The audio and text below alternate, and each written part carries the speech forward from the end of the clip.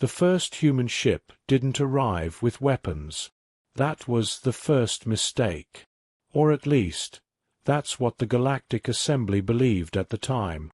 Because when the vessel Aurora's Reach slipped out of fold space at the edge of the Cygnus corridor, every long-range scanner locked onto it instantly, and found nothing threatening. No weapon signatures. No shield harmonics. Not even a military-grade power core. Just a small, fragile-looking craft drifting in the void like it had no business being there at all. And yet, it had crossed interstellar space alone. That was the first detail that didn't make sense. Commander Reth Solon of the Assembly's Third Contact Fleet studied the readings in silence. His species had catalogued over 800 sentient civilizations. He had personally overseen first contact with 12. Patterns existed. Predictable behaviors. Fear. Pride. Aggression. But this felt wrong. "They are hailing us," his communications officer said, her voice tight. "Audio only," Reth ordered. "No data exchange. Not yet." A pause. Then the signal came through. A human voice. Calm, steady, almost warm. "Unknown vessels. This is Captain Elias Ward of the United Earth exploratory ship Aurora's Reach. We come in peace. We request dialogue." Reth's mandibles clicked faintly. No demands. No posturing. No attempt to assert dominance. Just a request. "Run a full-spectrum analysis again," he said quietly. "We already did," another officer replied. "There's nothing. They're clean. Clean. No hidden weapon grids. No cloaked escorts. No energy buildup masked behind clever engineering tricks. Nothing." It made no sense. "Open a narrowband reply," Reth said. The connection stabilized, and for the first time in recorded history, a representative of the Galactic Assembly spoke directly to a human. "You have entered regulated space," Reth said. "State your intentions clearly." There was a brief pause, just long enough to feel deliberate. Then the human answered. "To learn," Captain Ward said. "To share. And, if permitted, to join something greater than ourselves." Silence filled the command deck. Reth had expected ambition. Every species had it. The hunger to expand, to claim, to rise. But this sounded like humility. "Your vessel is unarmed," Reth said. "That is correct. You entered unknown territory without defense." "Yes." "Why?" Another pause. Then, "Because we hoped you wouldn't see us as a threat." That answer rippled through the bridge like a shock wave. Reth studied the data again, searching for deception. Hidden layers. Buried intent. But there was nothing. Only a fragile ship, and a species that had chosen to arrive without claws. "Permission to board and inspect?" Reth asked. "Granted," Ward replied instantly. Too instantly. That was the second detail that didn't make sense. Hours later, Reth stood inside the human vessel. It was simple. Functional corridors. Exposed panels. No attempt to impress or intimidate. The humans moved with quiet efficiency, their eyes curious but not fearful, and everywhere he looked, he saw the same thing. Restraint. Technology that could have been weaponized, but wasn't. Energy systems tuned for stability, not output. Materials that could withstand stress far beyond civilian needs, yet shaped into something harmless. It was as if the entire ship had been built with one guiding principle. Do not threaten. Captain Elias Ward finally approached him in person. He was smaller than Reth expected. No natural armor. No visible enhancements. Just a man in a plain uniform, offering a respectful nod. "I hope our ship meets your expectations," Ward said. Reth studied him carefully. "You are either the most naive species we have ever encountered," he said slowly, "or the most dangerous." Ward smiled faintly. "Those aren't always different things."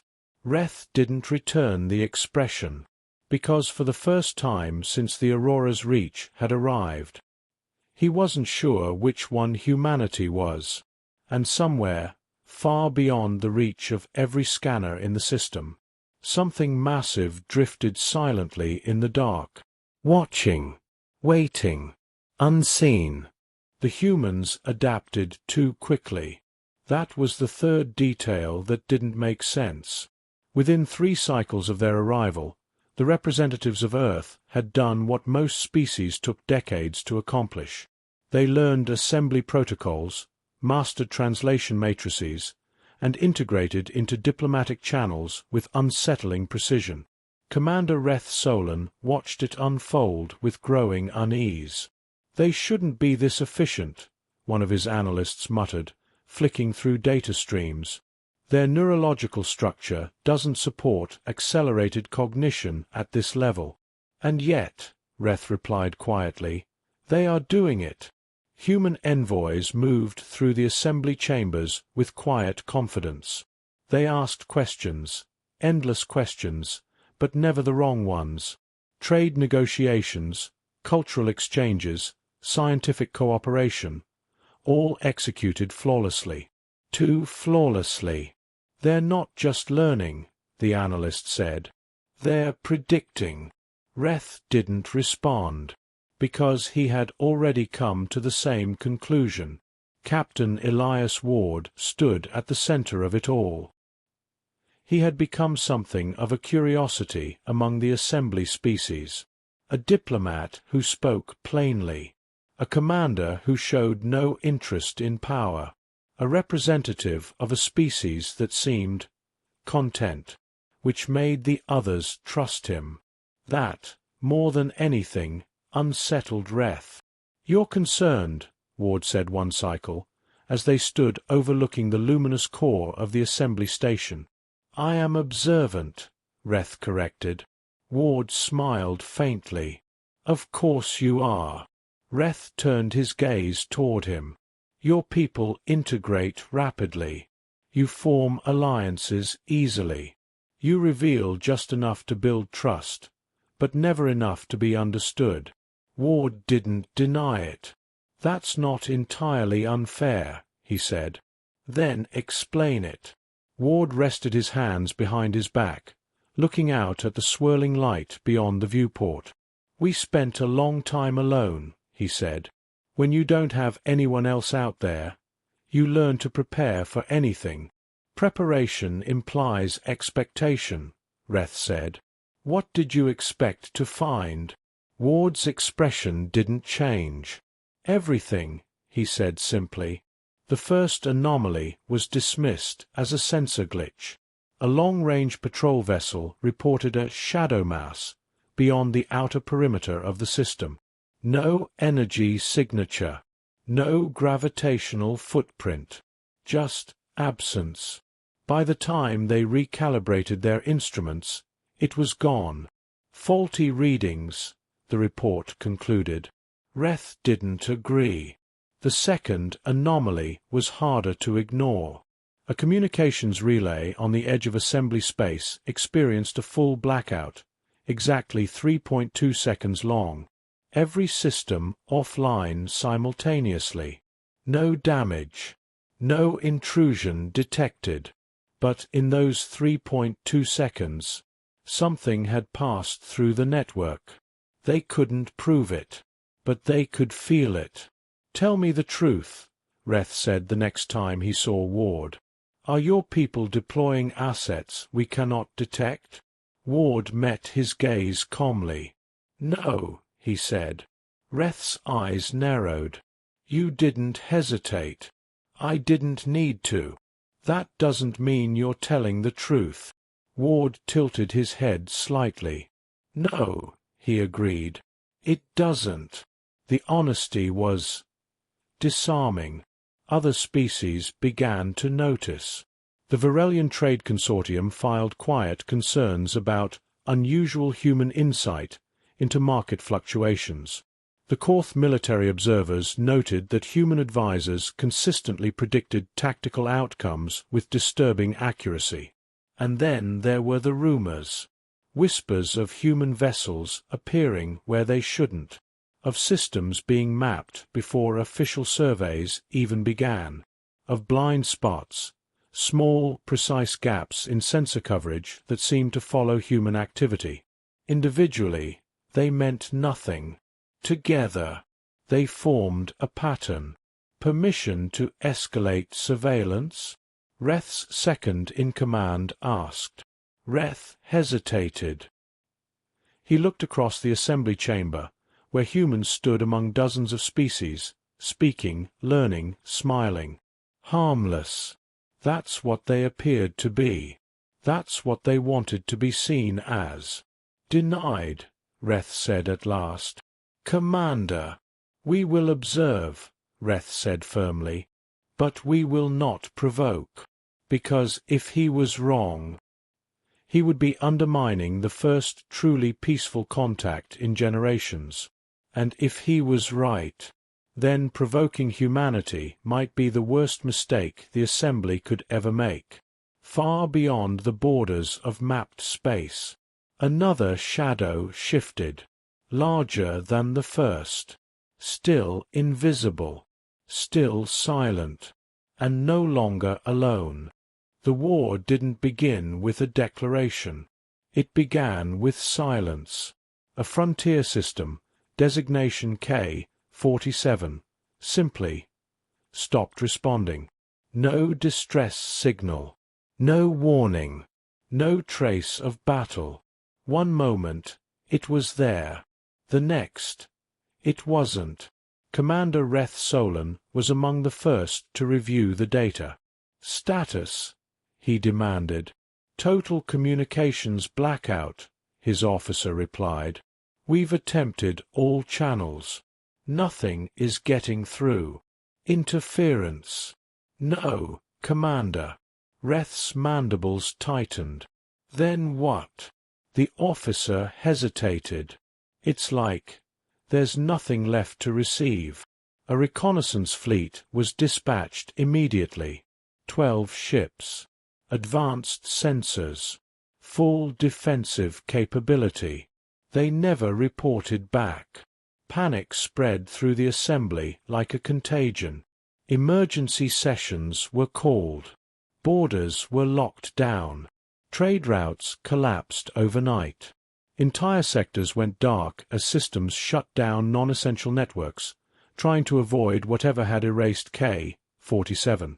And still, no one knew what they were facing, until it appeared. Without warning, without signal, without even the courtesy of a detectable entry point, the first enemy vessel emerged at the edge of assembly space. If it could be called a vessel, it didn't resemble any known design. No clear propulsion, no defined structure, just a massive, shifting silhouette that seemed to bend light and distort reality around it. Sensors struggled to interpret it. Some read it as matter, others as energy. A few returned nothing at all. It's not possible, one analyst whispered. Reth didn't respond, because the impossible was already happening. The Assembly's defense fleet mobilized within minutes. Hundreds of warships moved to intercept. Coordinated formations. Precision targeting. The kind of overwhelming force that had ended every conflict in recorded history. They never stood a chance. The enemy didn't fire weapons. It didn't need to. As the first wave of assembly ships closed in, space itself seemed to collapse. Vessels crumpled mid-flight, their hulls folding inward like they were made of paper. Shields flickered and died instantly. Entire cruisers vanished, compressed into nothingness before they could even transmit a final signal. "No energy spike," an officer said, his voice shaking. "No weapon discharge. It's just happening." Reth watched in horror. This wasn't war. This was erasure.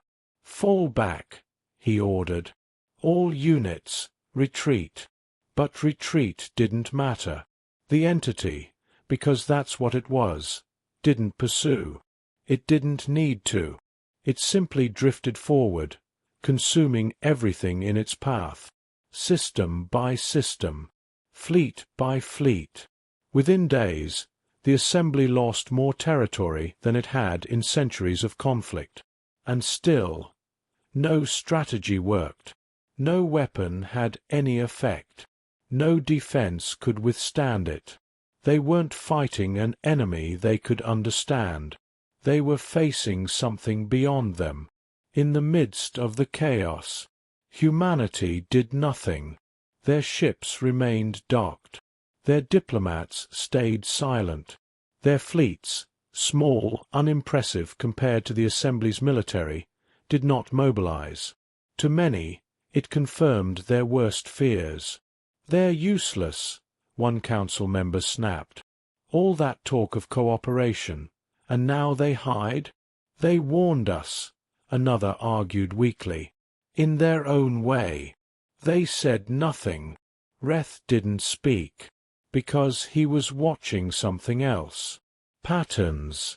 The enemy's movements were not random. They were deliberate. Strategic. It avoided certain regions, circled others, advanced along vectors that suggested intent, and every time Reth mapped those movements, he found the same thing: human territory, untouched. "Get me Captain Ward," Reth said. Moments later, the human appeared on the command display, calm, composed, as if the galaxy wasn't collapsing around them. "You've seen it," Reth said. "Yes. You understand it?" A pause. "Enough." Reth leaned forward. "Then help us." Ward's eyes held his. There was no fear in them, no uncertainty, only something far more dangerous. Certainty. "We can," Ward said. The words hit like a shock wave. Reth's breath caught. "Then why haven't you?" Another pause. Longer this time. Heavier.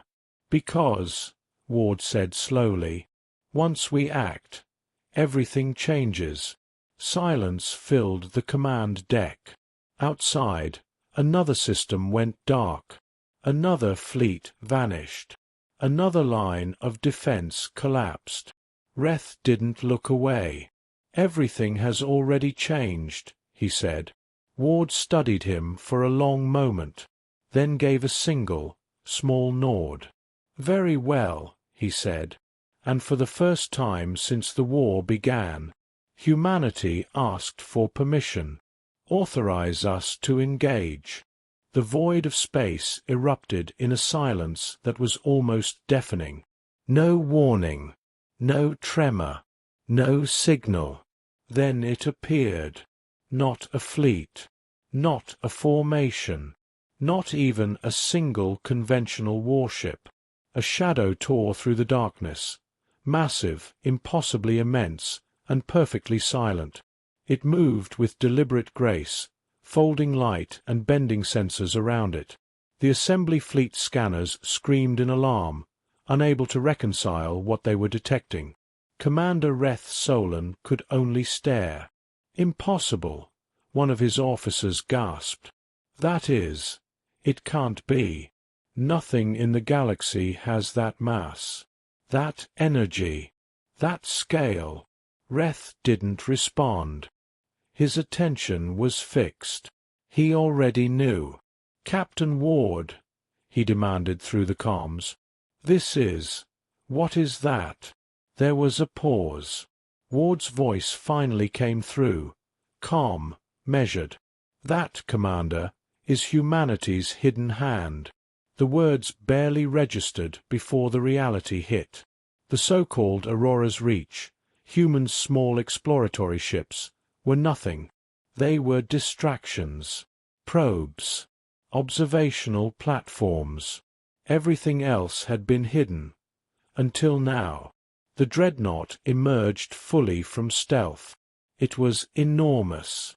Towers of alloy and reactor coils glinted faintly as they reflected distant starlight.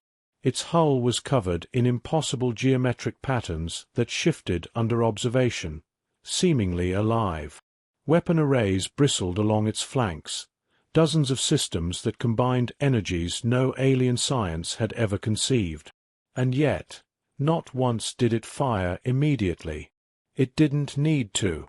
The enemy, whatever force had been obliterating assembly fleets, paused, scanned, calculated, hesitated. The humans had arrived, and the scale of their arrival was not just intimidating, it was existential. Reth watched as the first human officer aboard the Dreadnought transmitted directly to the field. A human voice, calm, clear, authoritative, cut through the chaos. Enemy vessels within sector. Neutralize all hostile assets. Civilian life will be preserved where possible. Deploy countermeasures. Engage at discretion. A heartbeat later, fleets of alien warships that had seemed invincible evaporated under concentrated beams of energy. Weapons fired from every visible and invisible port, creating shock waves that distorted reality itself. Entire cruisers were compressed, twisted, and disassembled atom by atom, leaving nothing but void behind. It was clinical, precise, terrifying, and the assembly fleets, who had believed themselves the masters of the galaxy, stood in stunned awe. By the gods, an officer whispered, they didn't just hide this technology. They've been calculating all along. Reth's eyes narrowed. He realized the truth, the terrible, awe-inspiring truth. Humanity had never come unprepared. They had chosen peace, not out of weakness, but because they had the overwhelming means to enforce it if necessary. The Dreadnought moved with fluidity, systematically eliminating threats while leaving key structures intact. Every movement was purposeful, deliberate, perfectly measured. In minutes, the tides of the battle shifted completely.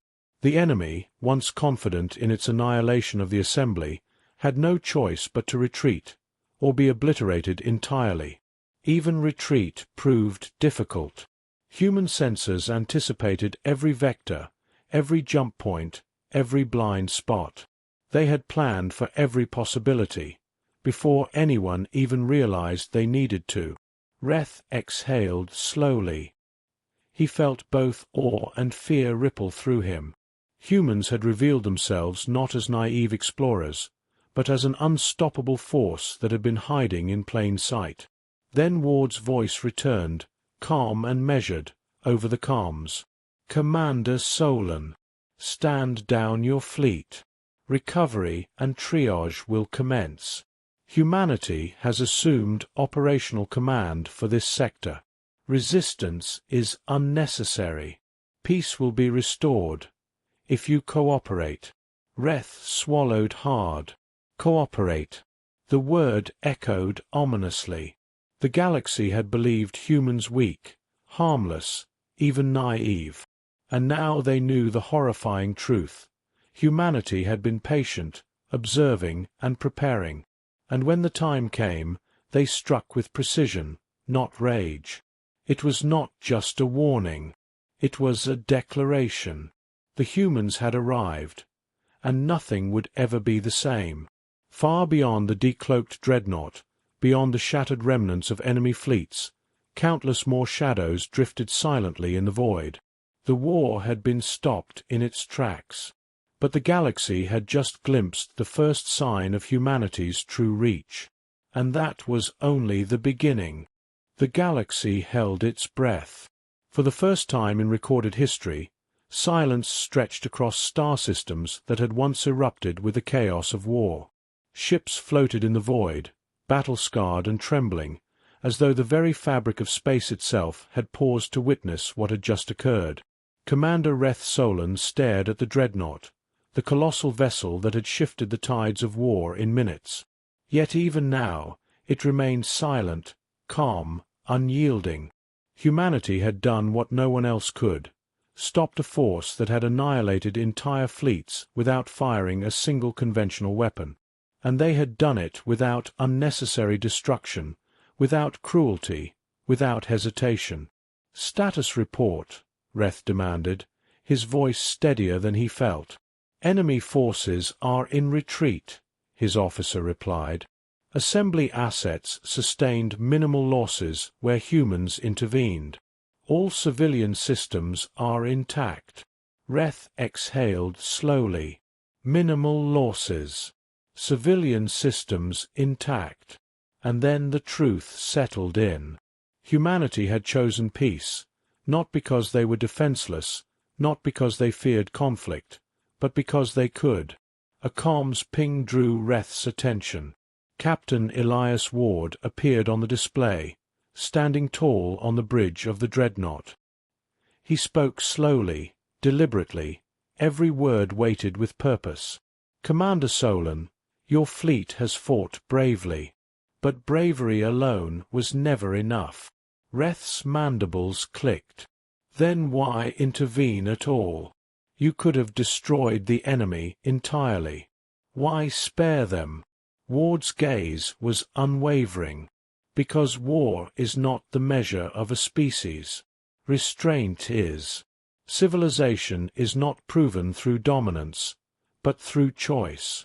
We act only when necessary, and even then with precision, not malice." The words hit Reth harder than any weapon ever could. He realized, finally, the depth of the strategy he had witnessed.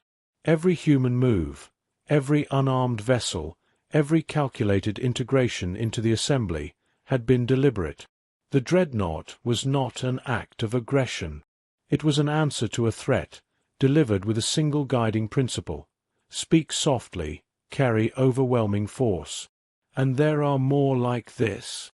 Reth asked cautiously, studying the massive vessel. Ward inclined his head slightly. "Many. Hidden, prepared, observing.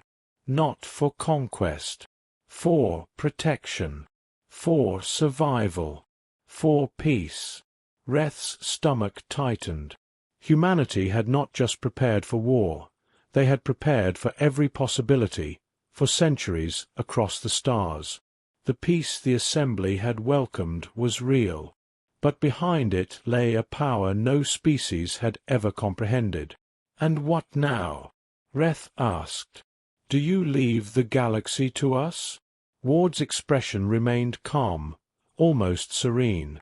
"We will remain where we are needed. We will assist where possible. But understand this, Commander. The galaxy must learn that peace is chosen, not assumed. And those who threaten it will find.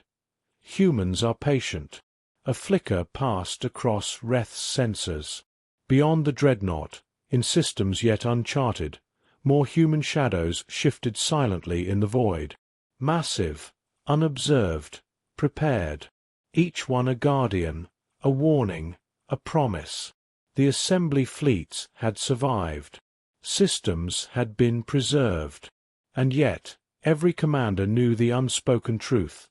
Humanity had changed the balance of power. Forever. Reth swallowed, his voice low. They've been watching us all along. Preparing for this." Ward's faint smile seemed almost compassionate. "Not for this, Commander. For everything. We prepare for threats, not to dominate, but to survive, so that we may continue to choose peace. That is the truth of humanity." Reth's mandibles clicked in contemplation. The galaxy had assumed weakness, naivety, even innocence. And yet, In the span of moments, every illusion had shattered. Humanity had arrived peacefully. They had integrated themselves into society. They had waited. They had learned. And when the threat appeared, they had acted, and acted decisively. "Very well," Reth said finally. "Then let us rebuild, with your guidance." Ward's image flickered for a final moment. "We do not guide, Commander. We ensure choice remains possible. Remember this. The galaxy will always underestimate humans until it cannot." Then the comms went silent, and somewhere, far beyond the reach of sensors, more human shadows drifted silently through the dark, watching, waiting, and ready, because humanity had chosen peace. But the galaxy had learned that peace was never weakness.